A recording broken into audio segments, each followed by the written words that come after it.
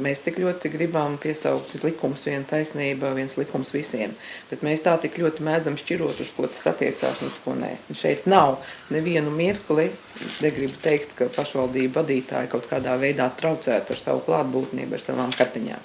Bet ir jārēķinās ar to, ka nākamajā reizē tur sēdēs Lindermans.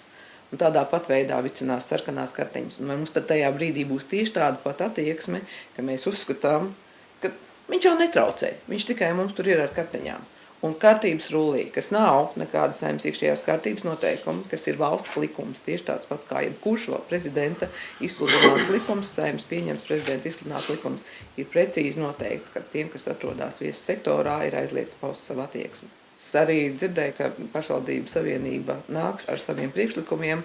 Es domāju, ka Saskaņas centrs labprāt virzīs šādus priekšlikumus. Tieši tāpēc, lai Lindermans, Ždanoka, Rubiks tur varētu ar savām politiskajām akcijām. Saeimas zāle tajā brīdī, kad tiek pieņemti likumi, nav vairs politiskās aģitācijas vieta.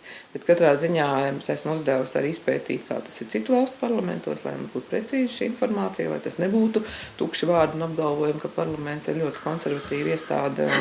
Un šādā situācijā es ļoti precīzi arī tiešām gribu teikt ar cieņu pret pašvaldībām izturoties. Šie cilvēki, to, ko viņi dara, arī kā viņi ir iesaistījušies krīzes pārvarēšanā, tas ir dialogs pie galda, viņi ir aicināti jebkur un jebkādā veidā nākt ar saviem priekšlikumiem un idejām, bet es precīzi nolasīju, ka tas ir likums un aicināju to nedarīt. Šajā situācijā tie pārstāvi izvēlējās to ignorēt. Es vēlreiz saku, viņi netraucēja, viņi pārkāpa likumu.